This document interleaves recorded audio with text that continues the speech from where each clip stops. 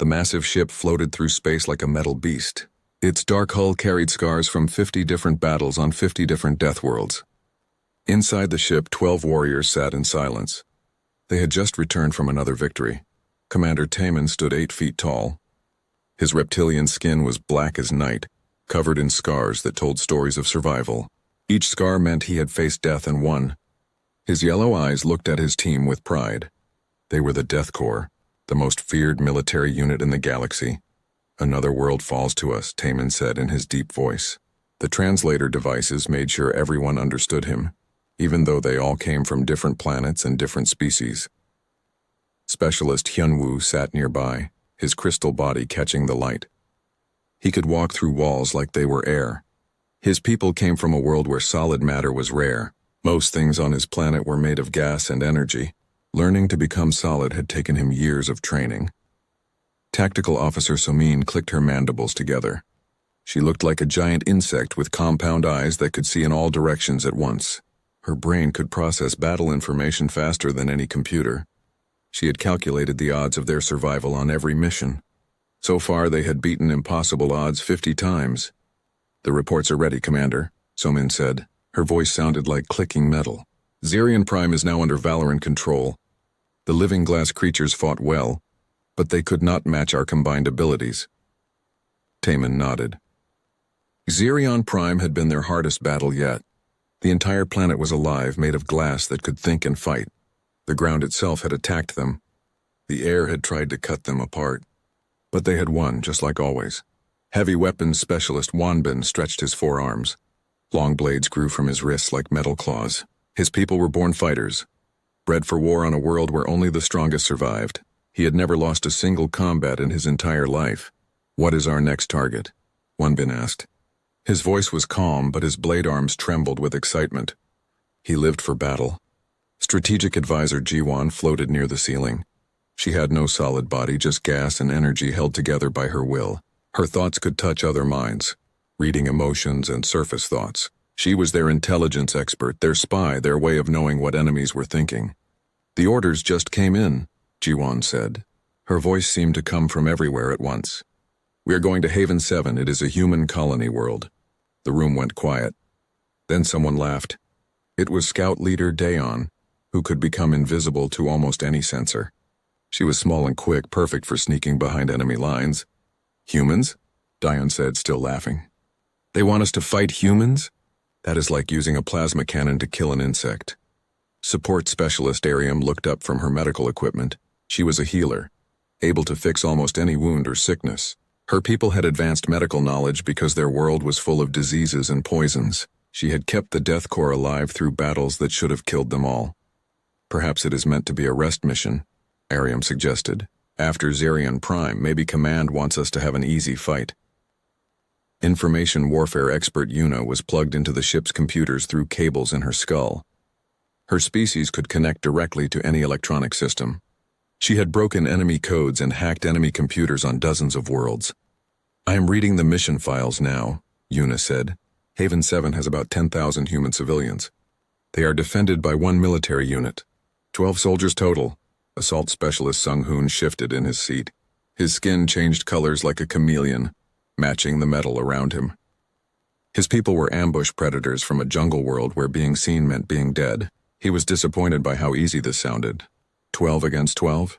Sung-hoon asked. "Where is the challenge in that?" Taman studied the mission data. Something felt wrong about this assignment. The Death Corps had conquered worlds with billions of defenders. They had fought enemies with technology beyond imagination. They had survived on planets where reality itself was hostile. Now Command wanted them to fight a dozen humans on a peaceful colony world. "Commander," said Private Moran, the youngest member of their team. She was a shapeshifter, able to take any form she had seen before. Her species were natural spies and infiltrators. "What do we know about human military tactics?" Jiwon's gaseous form rippled as she accessed her memories. "Humans are a young species. They have only been in space for a few hundred years. Their military doctrine is conventional. They use kinetic weapons, explosive devices, and basic electronic warfare. Their soldiers are physically weak compared to most species. They have no natural armor, no enhanced senses, no special abilities." "Sounds boring." Wanbin grumbled. His blade arms retracted into his wrists with a soft click. Taman looked at each of his warriors. These 12 beings had survived battles that destroyed entire fleets. They had walked on worlds where the very atoms were hostile to life. They had fought enemies that existed in dimensions beyond normal space. Each one was worth 100 ordinary soldiers.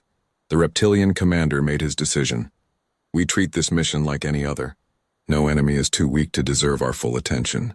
We study the target, we plan our attack, we execute perfectly. That is how we have survived 50 Deathworlds. That is how we will survive the 51st.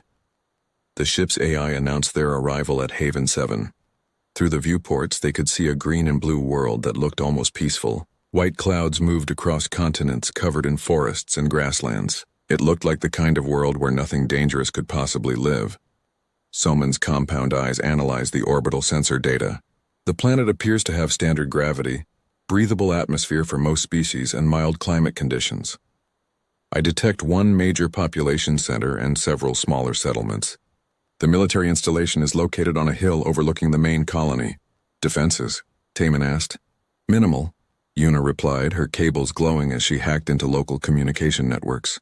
Basic energy shields, standard sensor arrays, conventional weapon emplacements. Nothing that would challenge our equipment. Dayan activated her cloaking field and disappeared from sight. I volunteer to scout their positions. This should take less than an hour. Negative, Taman said firmly. We do this properly. Full reconnaissance, complete intelligence gathering, detailed assault planning. I do not care if the enemy is 1 human or 1 million humans. We are the Death Corps. We do not make mistakes. The warriors began their preparations. Weapons were checked and loaded. Armor systems were tested. Medical supplies were distributed. Each member of the Death Corps was a master of their specialty, a survivor of impossible battles, a legend among their own people. As they prepared for another victory, none of them suspected that they were about to face their greatest challenge. None of them knew that the humans below were not the primitive warriors they expected. None of them realized that Haven 7 was not a colony at all. It was a trap, and they were walking straight into it. The Death Corps had conquered 50 Deathworlds by being stronger, faster, and more dangerous than anything they faced. They were about to learn that sometimes the most dangerous enemy is the one who has been watching and waiting and learning everything about you. The ship descended toward Haven 7, carrying 12 of the galaxy's deadliest warriors toward what they thought would be their easiest victory.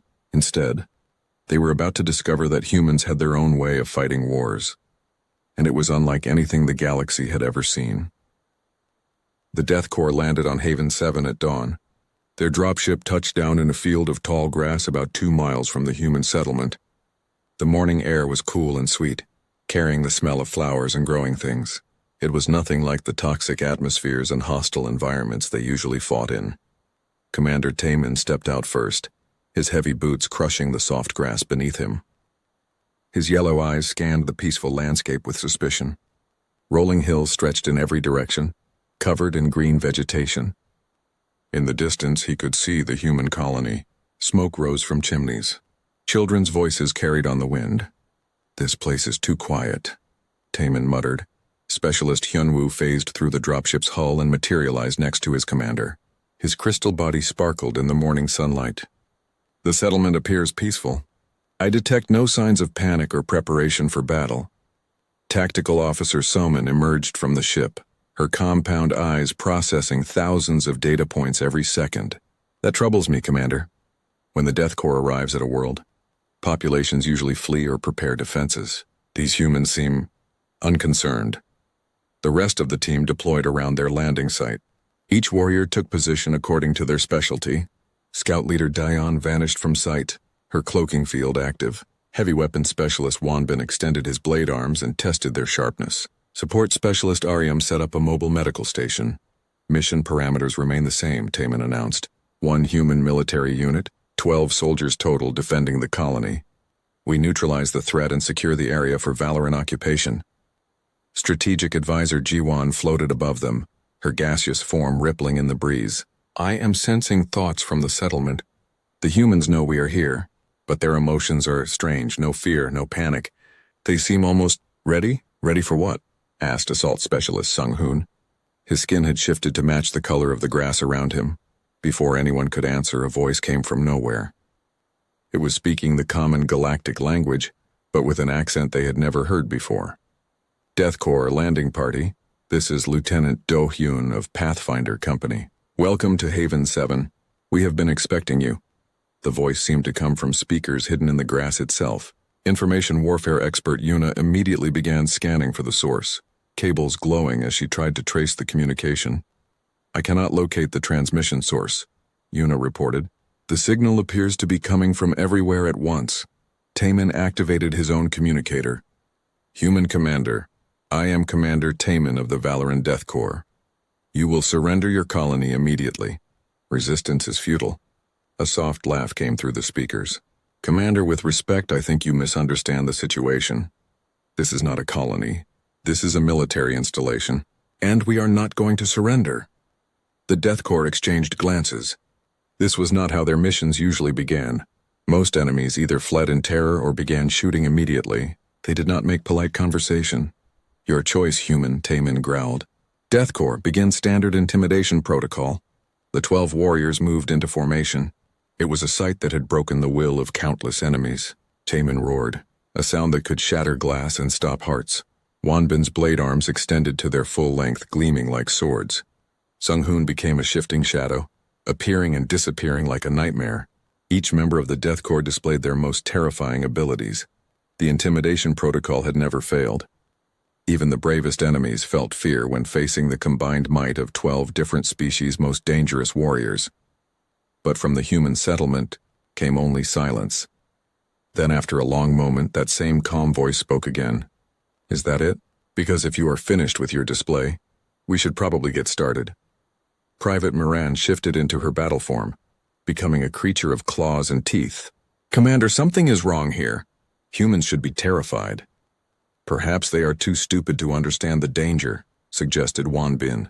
Diane's voice came over the communication system. She was invisible, scouting ahead toward the human positions. I am approaching their defensive perimeter. I can see the human soldiers now. There are exactly 12 of them as reported. They appear calm and ready for combat. Eliminate the sentries, Taman ordered. Begin the assault.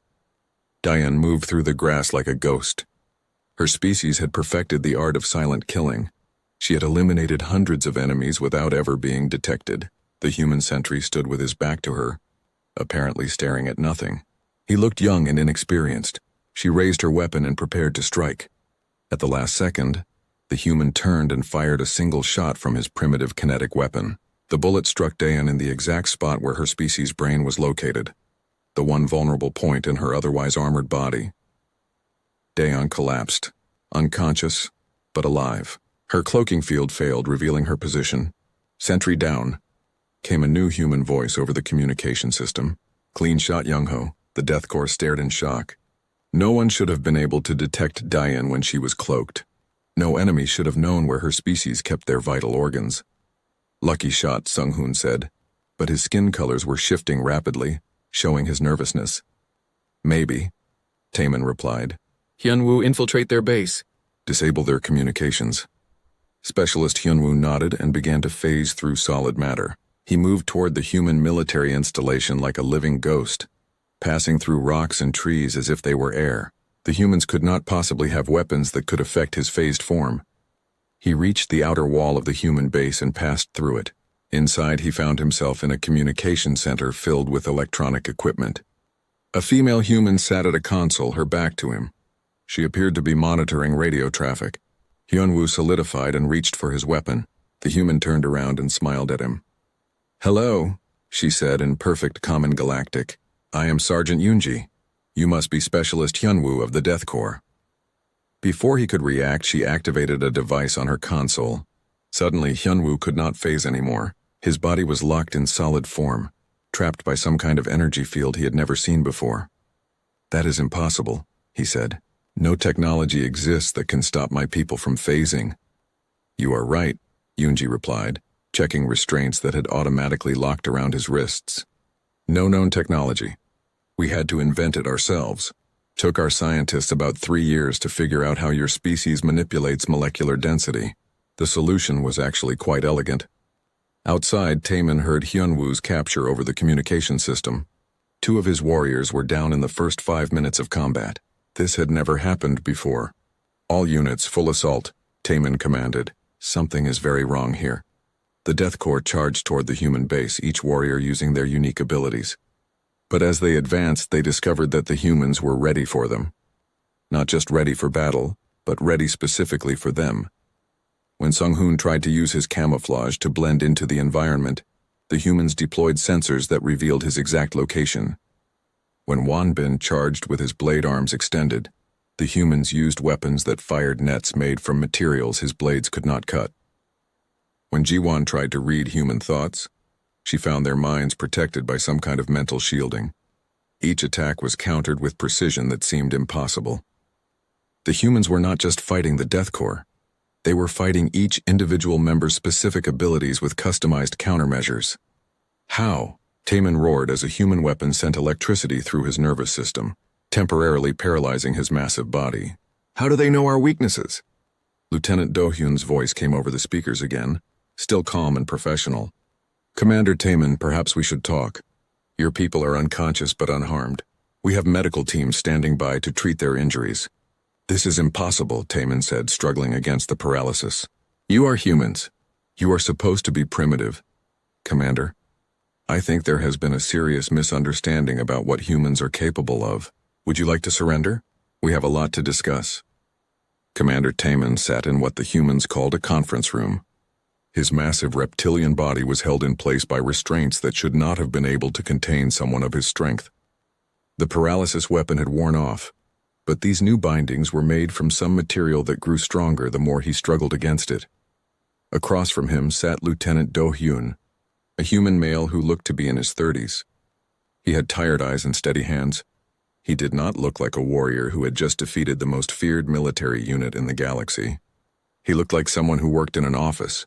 Your people are alive, Do-hyun said, pouring coffee from a metal container. My medics are taking care of them.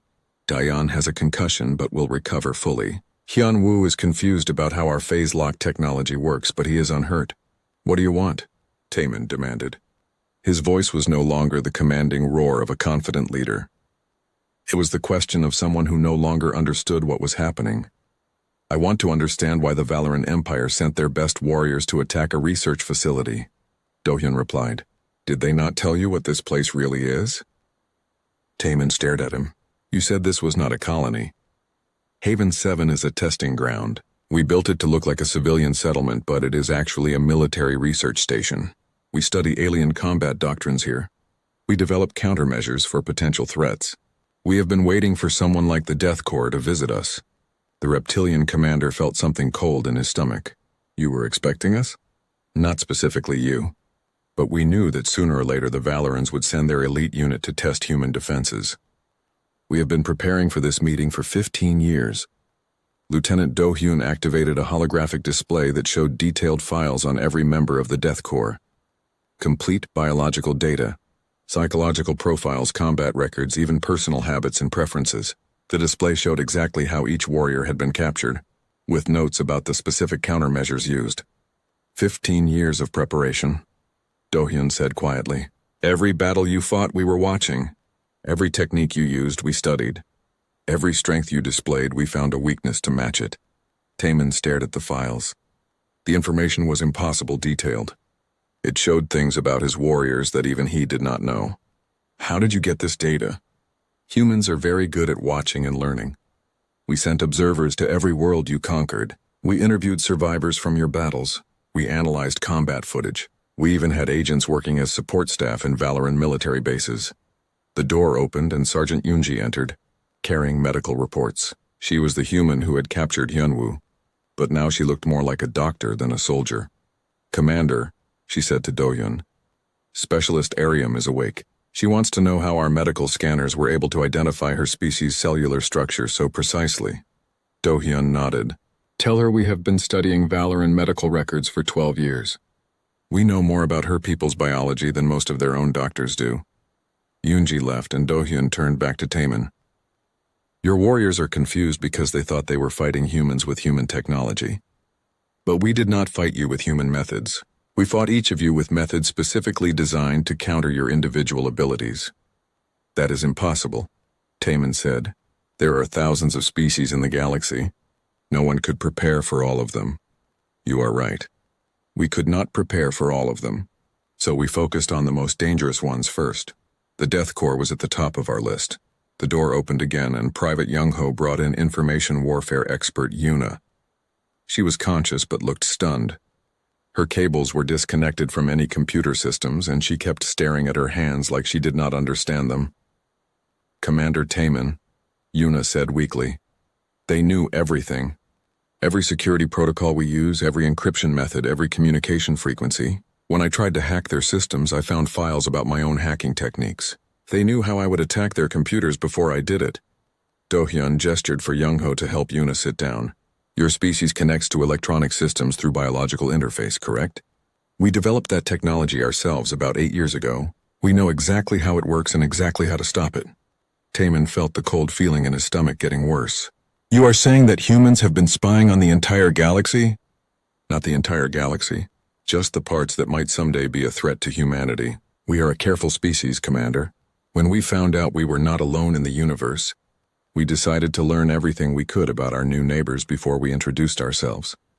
More of the Death Corps were brought into the room as they recovered from their capture. Each warrior looked confused and defeated.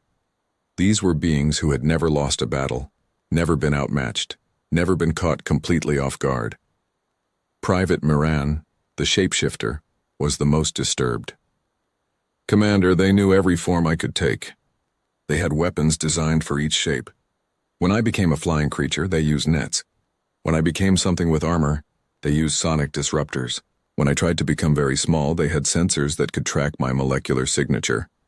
Heavy weapons specialist Wanbin looked at his blade arms, which were now secured in special sheaths. Their binding material is made from the same metal as my weapons, but with a different molecular structure. It is the only substance that can contain my blades without being cut. Assault specialist Sung-hoon was perhaps the most shaken. They could see me even when I was perfectly camouflaged. Their visual sensors work in spectrums my people did not know existed. Strategic advisor Ji-won floated near the ceiling, but her gaseous form looked dim and weak. I could not read their thoughts, Commander. Their minds are protected by some kind of mental shielding I have never encountered. It is like trying to touch smoke. Scout leader Daeyeon touched the bandage on her head where Young-ho's bullet had struck her. He knew exactly where to shoot. The weak point in our skull structure is not public knowledge. Even most medical databases do not contain that information. Lieutenant Do-hyun listened to each warrior's report with the attention of someone taking notes for a research project. Finally, he spoke again. I can see why this is difficult to understand. You have spent your careers fighting enemies who were trying to survive against superior opponents. You developed tactics for winning despite being outnumbered or outgunned, but you never fought an enemy who knew more about you than you knew about yourselves. Taman looked around at his defeated warriors. Each one was a legend among their own people. Together they had conquered worlds that no other force in the galaxy could touch. Now they sat in a human conference room like captured criminals. What happens now? Taman asked. Now you go home, Do-hyun replied. You tell your commanders what happened here. You explain that humans are not the primitive species they believed us to be. And then? Do-hyun finished his coffee and stood up. Then we wait to see how the galaxy reacts to learning that humanity has been preparing for this moment for a very long time. The reptilian commander stared at him. Preparing for what moment? The moment when we stop being observers and become participants. Haven 7 was our final test. We needed to know if our preparations were sufficient to defend against the galaxy's most dangerous military force. Now we know. Do-hyun walked toward the door, then paused and looked back at the Death Corps. Commander Taman, your warriors survived 50 Deathworlds by being stronger and tougher than the environments they faced. That is impressive. But humans survive by being smarter than our problems. We do not overcome challenges. We eliminate them before they become challenges. He left the room, and the Death Corps sat in silence, finally understanding that they had not lost a battle. They had been part of an experiment, and the experiment was over. The medical bay on Haven 7 was unlike anything the Death Corps had ever seen. It was not just equipped to treat human injuries. The facility contained medical equipment designed for dozens of different alien species, specialized surgical tools, atmospheric processors for different breathing requirements, and treatment protocols for biological systems that humans should not have understood. Support Specialist Ariam lay on an examination table while Sergeant Yunji worked on her wounded arm. The human medic used instruments that seemed perfectly designed for Ariam's physiology. Her movements were confident and precise, like she had treated Ariam's species many times before. "How do you know our anatomy so well?" Ariam asked. The translator made her voice sound confused rather than hostile. Yunji looked up from her work. "We have been studying alien biology for 20 years. When we realized we would eventually meet other species, we decided we should be able to help them if they were hurt." "But why would you care about helping aliens?" The human medic paused in her work. "Because that is what humans do. We help those who need help, even if they are different from us, even if they came here to hurt us." Ariam stared at her. "We did come here to hurt you. We came to conquer your colony and kill anyone who resisted." "I know," Yunji said simply. "That is why we prepared defenses. But preparing to defend ourselves does not mean we want to cause unnecessary pain. Your injuries are not severe, and they will heal completely." In another part of the medical bay, information warfare expert Yuna was connected to a human computer terminal. But instead of trying to hack their systems, she was reading files they had given her permission to access. What she found made her feel sick with fear. "Private Xiaoku," she called to the young human monitoring her access. "These files contain detailed analysis of every major military unit in known space. Not just the Death Corps. Everyone," Xiaoku nodded. "We call it the Threat Assessment Database. It contains information about any group that might someday pose a danger to human colonies. There are thousands of entries here." "How long have you been collecting this information?" "About 30 years, since we first detected alien radio signals. We knew we would not be alone forever, so we started preparing." Yuna scrolled through the files with growing horror. The humans had detailed profiles on military units from dozens of different species. They knew weapon specifications, tactical doctrines, leadership structures, even personal information about individual commanders. "This is impossible," she whispered. "No single species could gather intelligence on this scale. Humans are very good at working together when we need to," Xiaoku explained. "This project involved millions of people across hundreds of years. Spies, scientists, analysts, programmers, diplomats. Everyone contributed what they could." In the conference room, Commander Taemin was beginning to understand the true scope of human preparation. Lieutenant Dohyun had shown him star charts marking every human observation post, listening station, and research facility scattered across the galaxy. There were thousands of them, hidden in asteroid fields, disguised as trade stations built into uninhabited moons. "You have been watching everyone," Taemin said. "We have been learning about everyone," Dohyun corrected. "There is a difference. We did not spy to gather secrets for conquest. We spied to understand what we might face when we revealed ourselves." "And what did you learn?" Dohyun activated another holographic display. It showed galactic political maps, trade routes, military alliance structures, resource distribution patterns. The level of detail was staggering. "We learned that the galaxy is full of species that solve problems through violence. The Valorans conquer, the hegemony enslaves. The Star Collective assimilates. Everyone we observed used force as their primary tool of diplomacy." Taemin studied the display. "And humans are different? Humans prefer to avoid fighting when possible. But when fighting is necessary, we prefer to win quickly and completely. The best way to do that is to know everything about your opponent before the battle begins." Private Young-ho entered the room carrying a data tablet. "Commander, the prisoner exchanges have been completed. All members of the Death Corps are accounted for and receiving medical treatment as needed." "Prisoner exchanges?" Taemin asked. Dohyun looked embarrassed. "We do not really have prisoners. We have guests who arrived unexpectedly and got hurt during a misunderstanding. We are treating their injuries and providing them with comfortable accommodations until they are ready to leave." The reptilian commander stared at him. "You are not going to execute us? Interrogate us for military secrets? Hold us as bargaining tools? Why would we do that? You came here because your commanders ordered you to. You were doing your job. We did our job by defending our facility. The mission is over." Taemin felt like he was losing his mind. In his experience, warfare was brutal and final. Winners took everything. Losers died or were enslaved. The idea that enemies could simply go home after a battle made no sense to him. "I do not understand humans," he said finally. "Most species do not at first," Dohyun replied. "We think differently than most of the galaxy. Where others see problems to be fought, we see puzzles to be solved. Where others see enemies to be destroyed, we see potential friends who are currently confused. Corporal Minho appeared in the doorway. Commander, we have finished the analysis of Valoran military equipment.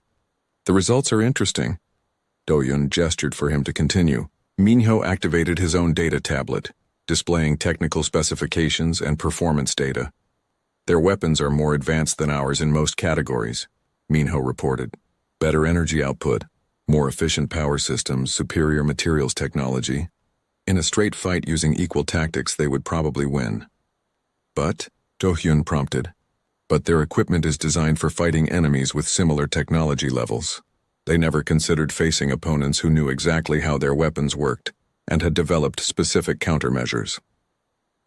Taemin listened to this analysis with growing amazement. You built your entire defense strategy around our weaknesses instead of your strengths. It was more efficient, Do-hyun explained. We could not match your technology in a few decades, but we could study your technology for a few decades and learn how to defeat it. Heavy weapons specialist Wanbin was brought into the room, his blade arm still secured in special sheaths. He looked at the humans with something that might have been respect. Your restraints are perfect, he said to Do-hyun. I have never seen anything that could contain my weapons so completely without damaging them. We did not want to damage them, Corporal Minho replied. They are beautiful weapons. Our metallurgists spent 5 years figuring out how to create a material that could hold them safely. You studied our weapons to avoid damaging them. We studied your weapons to understand them. Understanding led to respect. Respect led to a desire to preserve rather than destroy. Wanbin looked confused. But we are enemies, are we? Do-hyun asked. You came here on orders from your commanders.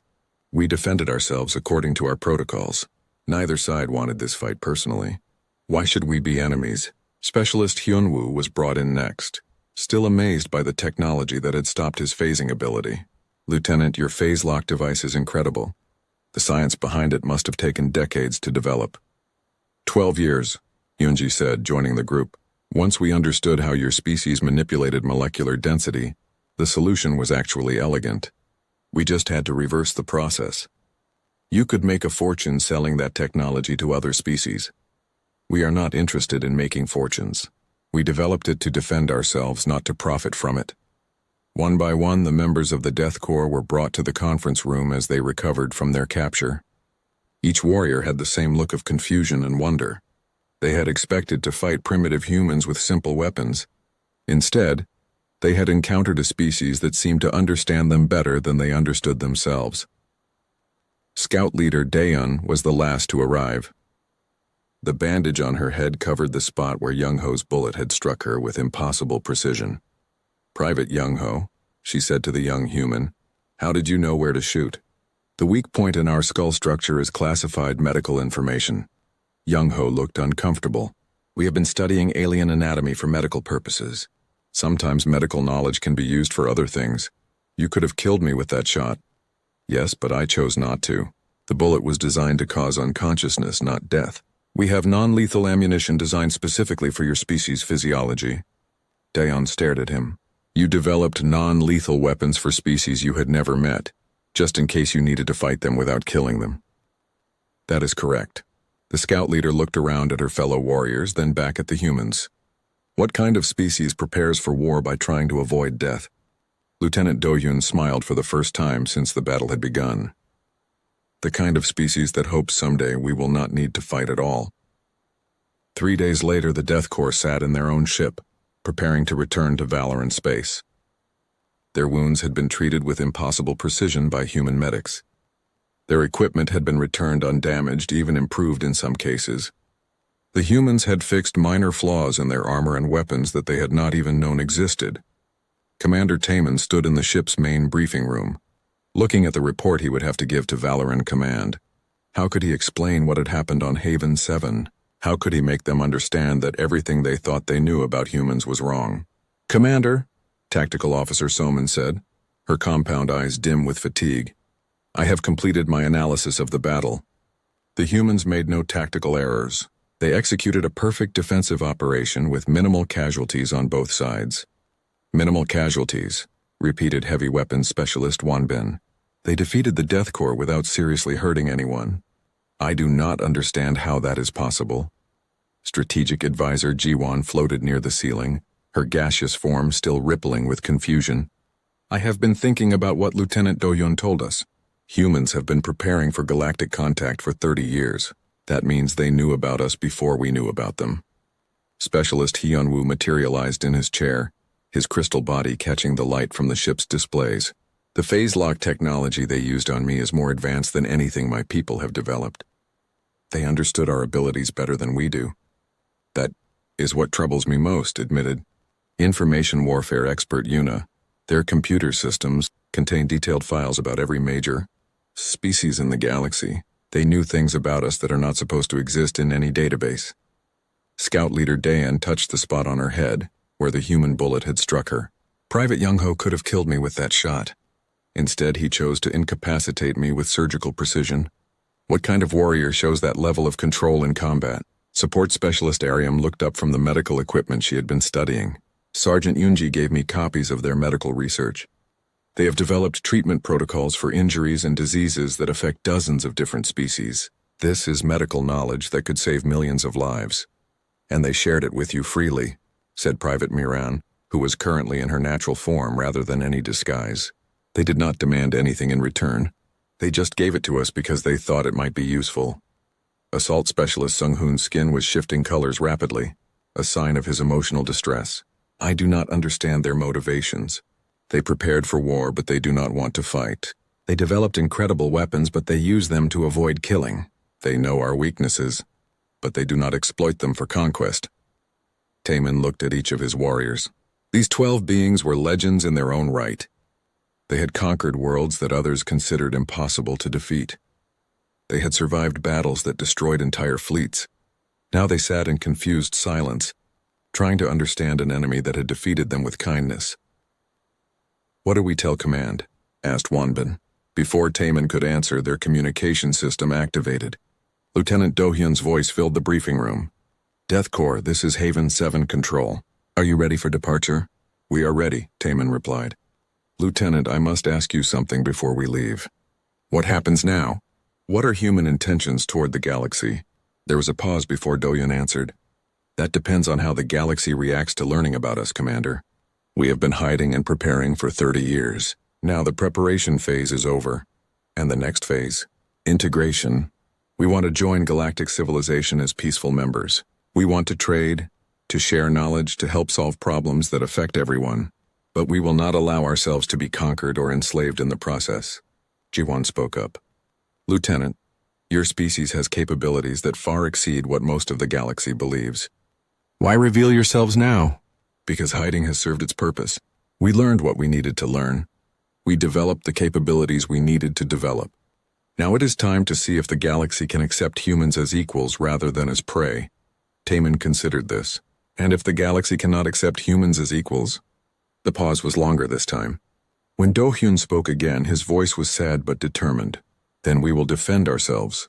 We would prefer not to, but we will if necessary. The galaxy has many species that solve problems through conquest. If they decide humanity is a problem that needs to be solved that way, they will discover we are very good at solving those kinds of problems too. The communication channel closed, and the Death Corps sat in silence for a long moment. Commander, Samin said finally, what will you tell Valoran Command about human capabilities? Taemin looked at the data files the humans had given them freely. Technical specifications, cultural information, even star charts showing the locations of some human facilities, information that any other species would have died to protect, shared openly because the humans wanted to start their relationship with honesty. I will tell them the truth, Taemin said. Humans are not the primitive species we thought they were. They are perhaps the most dangerous species in the galaxy, precisely because they do not want to be dangerous. I do not understand, said Daeon. Think about it. Every species we know uses their strength to dominate others. Humans developed incredible strengths and chose not to use them for domination. They could have conquered half the galaxy by now if they wanted to. Instead, they stayed hidden and studied the rest of us to find ways to coexist peacefully. Wanbin extended his blade arms and looked at them thoughtfully. A species that could conquer but chooses not to. A species that could kill but chooses to heal. A species that could dominate but chooses to serve. Exactly. And that makes them more dangerous than any conqueror, because you cannot predict them using normal strategic thinking. The ship's engines powered up, and they began their journey back to Valoran space. Each member of the Death Corps spent the travel time writing their own reports, trying to capture the impossible experience of being defeated by an enemy who treated them as guests. When they arrived at Valoran Command, their report sent shockwaves through the military hierarchy. The Death Corps had never been defeated. They were invincible. They were unstoppable. Yet they returned from a simple colony mission with stories about humans who knew more about Valoran tactics than Valoran strategists did. Within hours, emergency meetings were called. Within days, other species throughout the galaxy learned what had happened. The implications were staggering.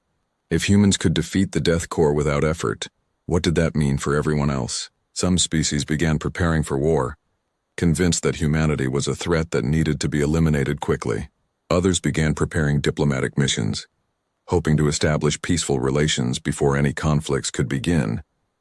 But deep in the intelligence networks of a dozen different governments, analysts began finding traces of human observation posts that had been watching them for decades, hidden facilities that had been recording their military exercises, listening stations that had been intercepting their communications. The galaxy slowly realized that humanity had not just revealed themselves. They had revealed that they had been watching everything all along. Commander Taman stood in the Valoran Command briefing room, facing a panel of his superior officers. They wanted details about human capabilities, human weaknesses, human intentions. They wanted to know how to defeat this new threat. "With respect, generals," Taman said, "humans are not a threat to be defeated. They are a puzzle to be understood. And I believe understanding them is the key to survival for all of us." "Explain," demanded the Chief of Staff. "Humans do not want to conquer the galaxy. They want to join it, but they will not allow themselves to be victims. If we treat them as enemies, they will become the most dangerous enemies we have ever faced. If we treat them as potential allies, they may become the most valuable allies we could ever have." The reptilian commander looked out through the briefing room's windows at the vast Valoran fleet assembled in orbit. Thousands of warships, millions of soldiers, the combined might of an empire that had conquered 100 worlds. "The choice is ours, generals. We can have humans as friends, or we can have them as enemies. But we cannot have them as victims." The Death Corps learned that lesson on Haven 7. In the end, the galaxy would discover that Commander Taman was right. Humanity had spent 30 years preparing not for conquest, but for the moment when they would no longer be alone. The question now was whether the galaxy was ready for that moment too.